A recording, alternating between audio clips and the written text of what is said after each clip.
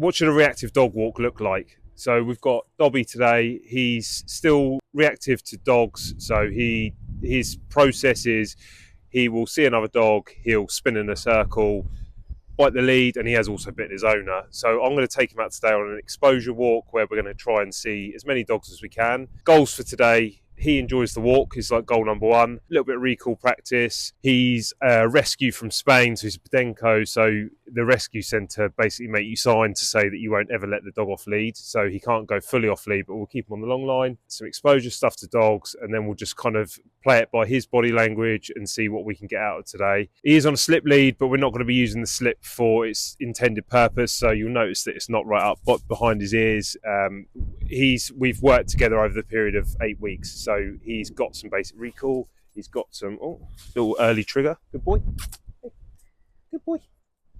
Good boy, yes. Good boy, well done. So we've done some recall stuff. He used to pull on the lead like an absolute train, and he doesn't do that so much anymore. So he's aware of what lead pressure means. My mechanics for this, so I'll just be marking with a yes when he does the thing that I want him to do.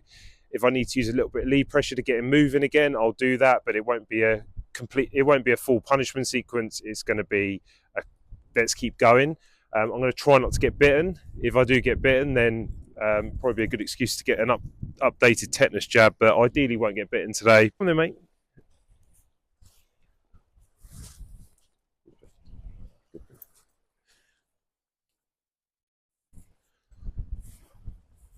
So this is a little bit of a tricky start to it because the pathways are quite tight, so we just need to be mindful of not running straight into dogs or getting the dog either side of us ideally.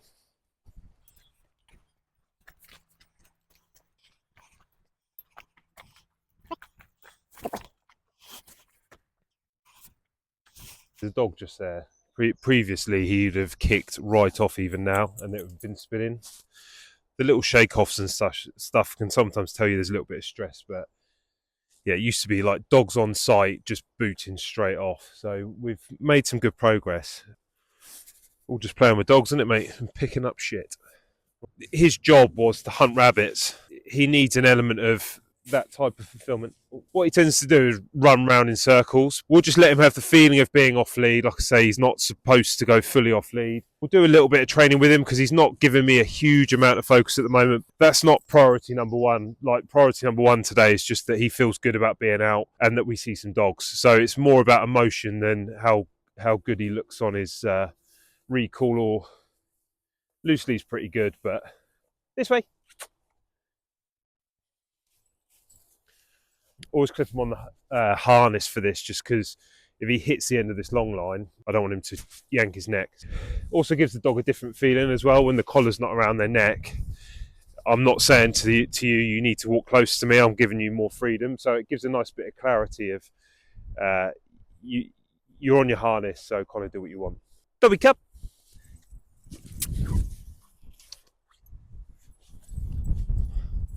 Hey. Yes. Dobby, come. Yes. Good. Ready? Find it. Come. Yes. Ready. Find it. Come.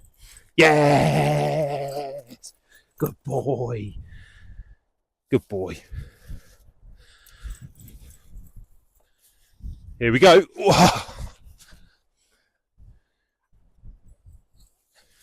Whoa!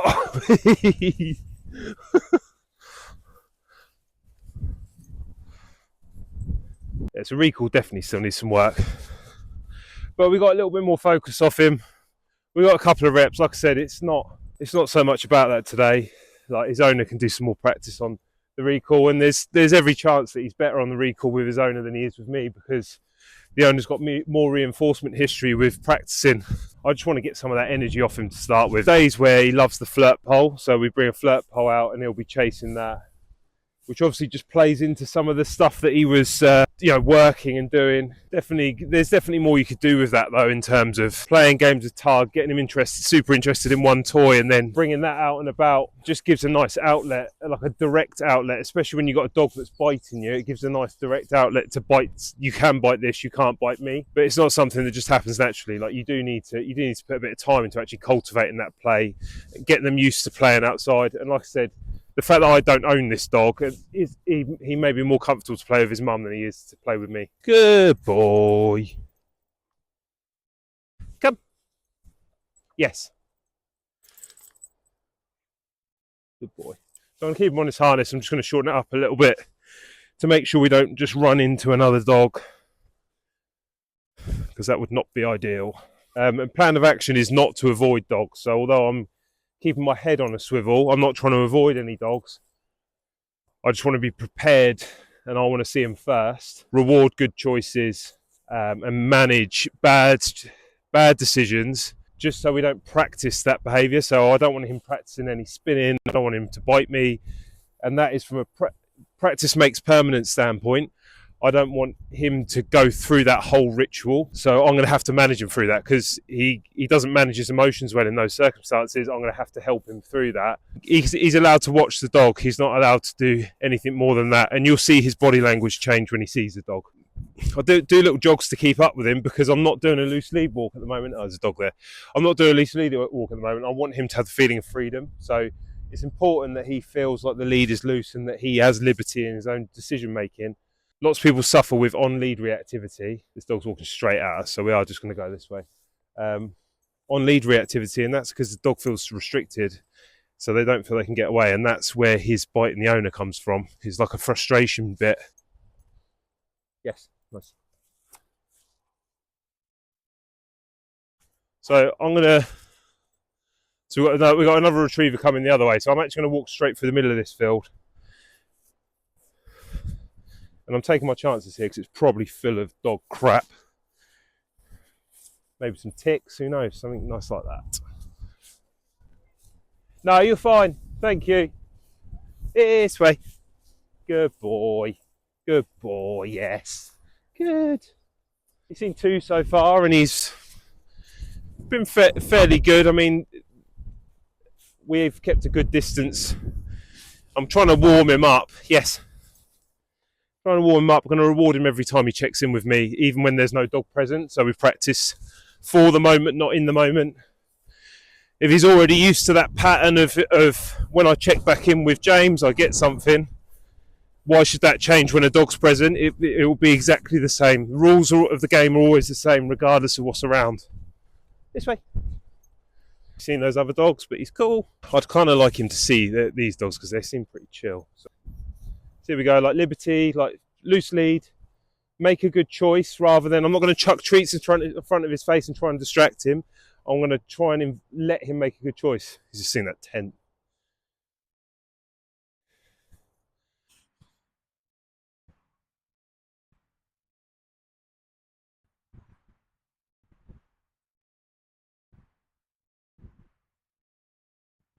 So I'm not asking him to do anything. Not going to call him away. The dog isn't at forbidden fruit. If he really wanted to, he could say hello to the other dog, as long as he wasn't being a dick about it. Yes, good boy. This way. A little bit of disengagement. I'm stood further away from him. Yes, good boy. Good lad. Good boy. Here you go. Good boy. Good boy. Come on in. Okay, he wants to have another look.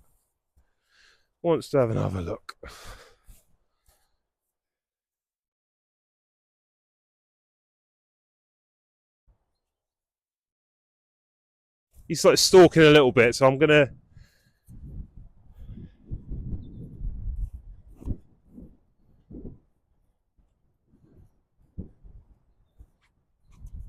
Yes. Good dog. Good dog. Let's go. Good boy. Good boy. So we didn't make an event out of that. So we've just seen 2 dogs. Didn't put them into a sit. I didn't start panicking and pulling the lead and getting them to move. I just let him watch. And I didn't really like that he started to stalk, and I was going to interrupt that. But I didn't need to because he just chose in the end to come back to me. Like, let the dog make the decision, and if they're fucking up, then step in. But if they're not, then just let them do it. We don't always need to get involved. I think we just micromanage a bit. You'll get such better results if you allow the dog to make the choice and then reward the good ones than you will if you manufacture all of the decisions and the dog never actually learns. It's got to be a learning process. I just want to let him get a little bit more energy off. So that walk over there is like tight.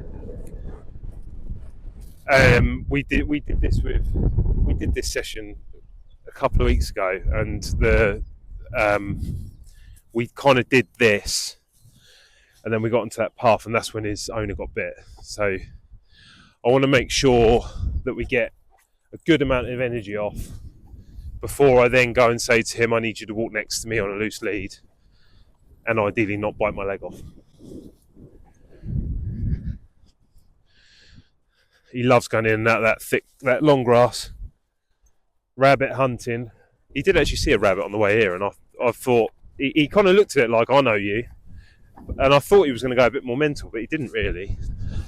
He's been over it for quite a long time, so maybe he wasn't a particularly good hunting dog, and that's why he ended up in a rescue. Maybe he's just not that drivey about it. Typical reactive dog cycle. Dogs kicking off at other dogs, therefore every walk you do is more stressful.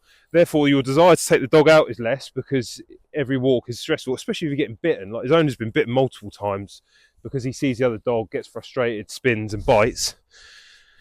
So naturally she's not that keen to think, oh, I'll go out for a nice relaxing walk with the dog who's liable to bite me if we see anything else. Then the exposure's less. Every walk's an event. They happen less, they're shorter, they're less interesting. It's getting less fulfillment. Like, this is the cycle that most reactive dog owners go through. She's not alone in dealing with this. Dobby, come. Yes.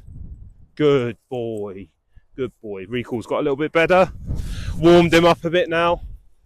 Means that he's thinking about his choices. Tuned into, if I make a good decision, I can get a reward, which is where we want him mentally. Good boy. Good boy. You enjoying yourself? You enjoying yourself, eh? You having fun? Come on in. Might not be that driven by rabbits, but loves eating their poo. Come on in. Leave that. Good boy. Leave that. Is that no? I'm not leaving that. This way. Good boy. So me and the owner have talked about using a muzzle, just because obviously we don't want him to bite her. And it will also take that part of his whole ritual off the table because he won't be able to do it. That is a potential next step if we can't just break this next part, and this is why I'm out with him today doing a bit of a take and train, doing some exposure stuff just to see whether we need to implement that. Dobby, come. Yes. Good boy. Good boy. Come on in. Right, 2 dogs off lead here. I'm gonna take him past them, but we're gonna do it. We're gonna stick on the long line, but I'm just gonna keep it a little bit closer for safety in case I need to step in. But we'll give him a wide berth still to start with because I feel like we're still warming up at this point.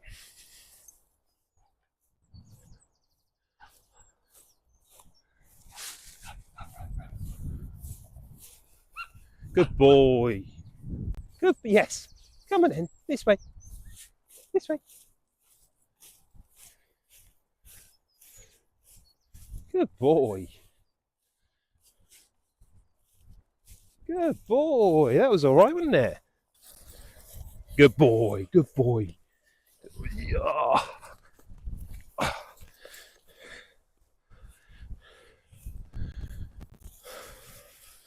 You gotta love long lines.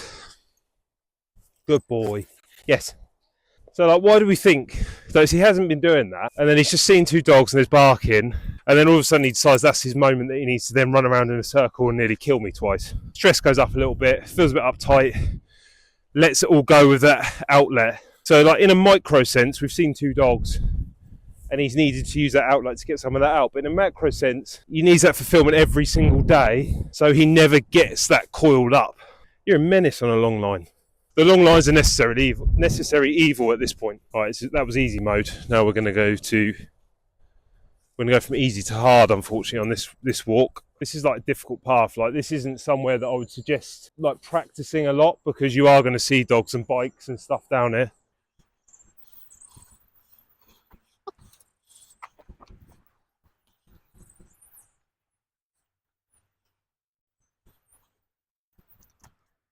Just trying to remind him a little bit what the lead pressure means.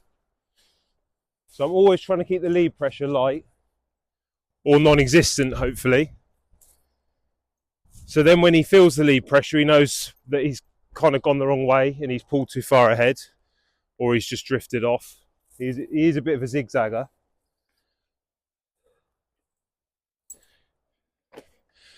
But then what I'm not going to do is when I see a dog, I'm not going to then just turn the lead pressure on, because then he's going to think, well, hang on, there's something happening here. There's an event here, because all of a sudden I can feel a change in lead pressure.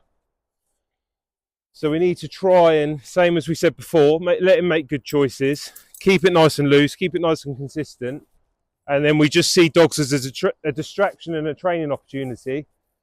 But we say relax throughout the whole thing. I think when people talk about, like, if the owner's relaxed, the dog's relaxed, like, there may be a little bit of truth in that. But I think what happens more is that the owner sees a dog and they go like that. And then the dog's like, what's going on?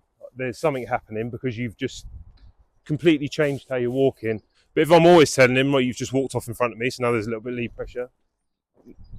That's where you need to be.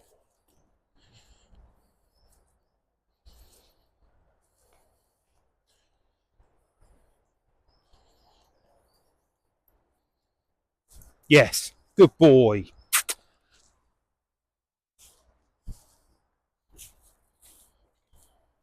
I was prepped. I was like, although I stayed relaxed, I was kind of ready for him to start spinning, and he just walked past it,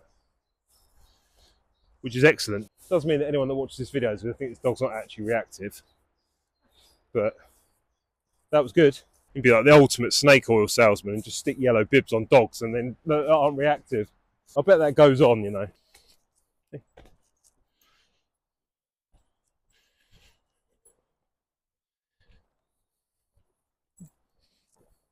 This way.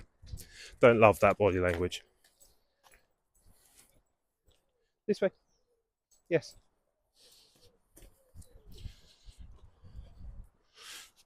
Right, again.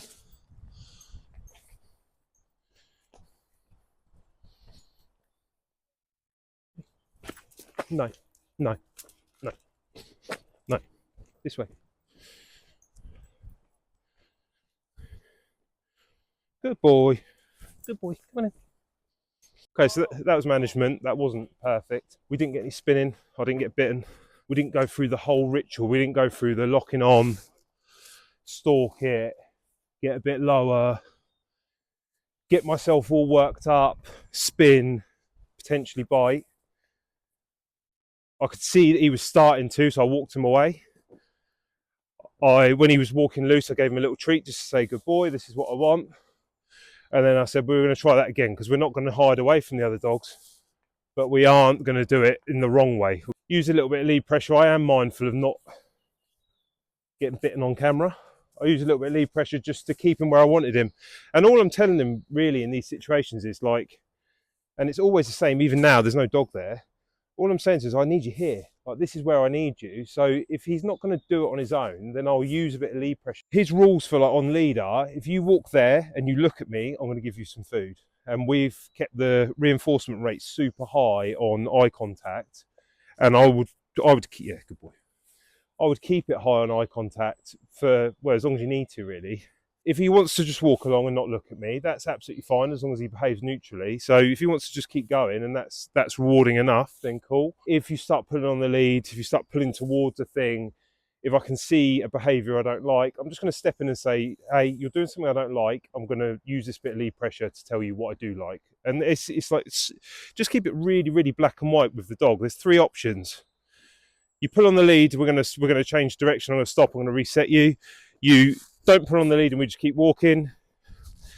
You don't pull on the lead and you look at me, you can have some food. We did loads of work on charging markers. We did work on food motivation because you know, he wasn't taking food outside. So we've built all of those foundations up over the past few weeks, and now all of those little jigsaw pieces come together so that we can actually implement it in the real world. When people try and DIY this, often they think it's just a case of taking the dog out and just exposing it loads. But you actually have to build all of the foundations in first before you can get the behaviours you want. So you can't, all of the little jigsaw pieces are so important. You can't just skip straight to the exposure. And people will read about counter conditioning and desensitization, but you need to have a dog who understands the rules first before you can start doing any of that.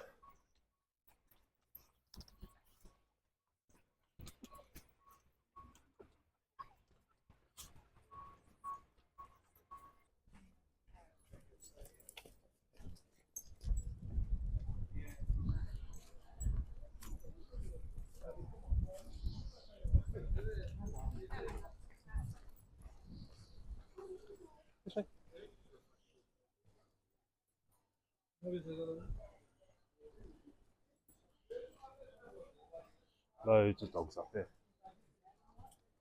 Sausage. Little sausage. Good boy.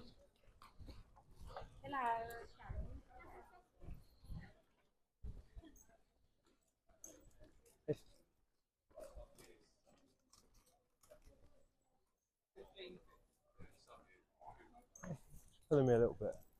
Seen some dogs there, that's good.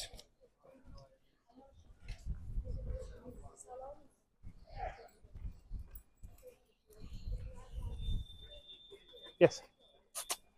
Good boy. I have a feeling like Labs and Retrievers are not his favourite flavour, so we'll go past this one.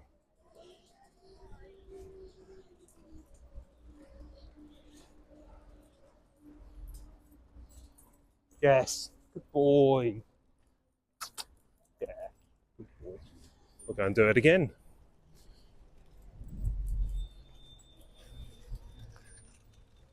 Yes. Good boy. Hey.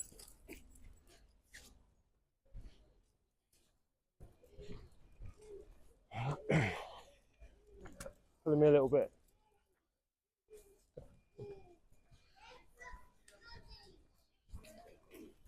I saw them and I thought of you. Good boy.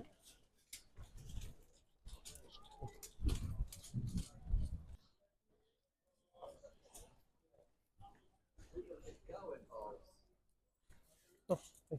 Don't pull me.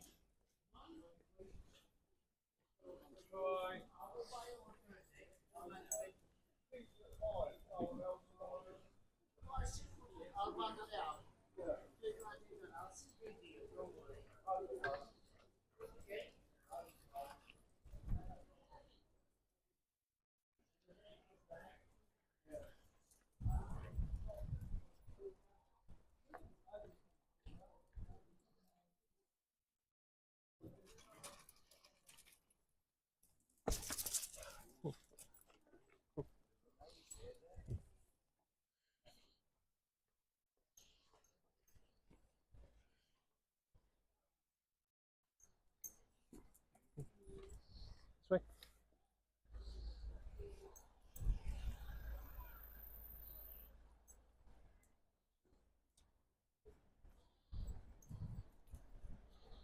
This way.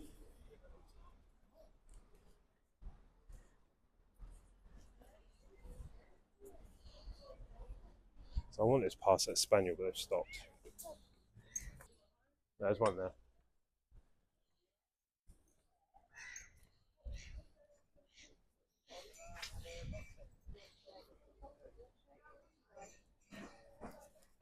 Good boy, good boy, well done. Good lad. Hey, good boy. Good boy.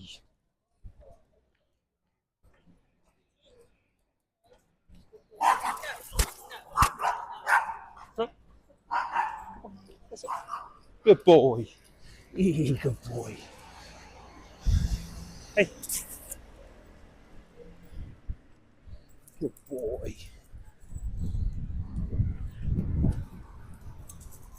Little shake off. Hey, Dobbs. Dobby. Yes. Good boy.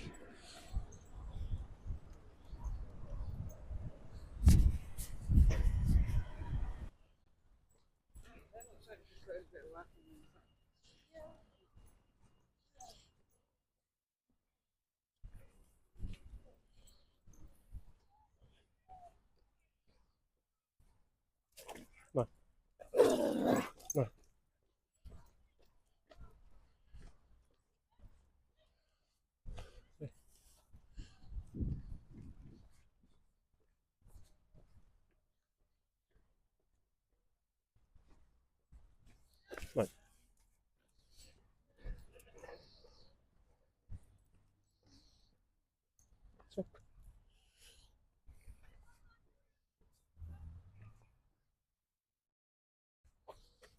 Yes.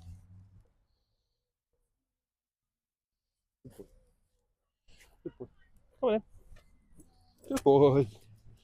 I think we're getting to the point now where he's done some really good reps, and now just the stacking of seeing lots of dogs is starting to get to the point where he's almost a bit mentally tired by it.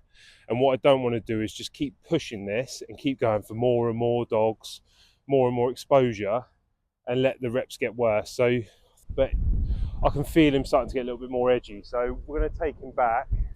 Obviously, we still need to take him back to his house. So he's going to have to see some other dogs. But I'm not going to go actively looking for any more now.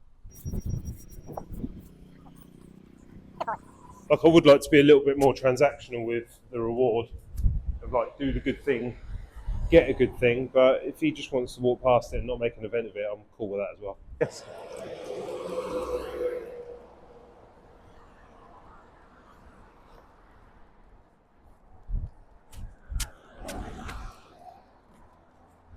Good boy. Good boy. Yay. Yeah, just to summarise kind of what looks good on this. So we've made the walk fun, long line freedom. He's had a good run around, seen lots of dogs, and nothing bad's happened. But we ended the exposure before he was overwhelmed. So I could see that he was starting to get a little bit more. He was finding it a little bit more difficult. So we just stopped basically. Made sure we didn't just keep pushing, like get the dog over threshold and then ruin the session. So we stopped, we quit while we were ahead. He's done really, really well. We've taken him out for quite a long time. Like, his owner is probably not going to be able to commit to walking for a couple of hours every day. But if you could condense that into an hour-long walk and do that every single day, you can see how stopping him practicing the unwanted behaviours will decrease them. More exposure to dogs in a positive manner will make them less of a trigger and less of a problem. And giving him more fulfillment in terms of energy and exercise will just mean that he's just more calm and he's just happier. But all in all, done super well today. Really, really pleased with how that walk went. I thought everyone was going to think I was just making up his reactivity when he didn't react to the first couple, but we got a couple of instances of him reacting, and you can kind of see how you manage that in that situation. Hope that's helpful. As always, if you need help, www.thepersonaltrainer.co.uk.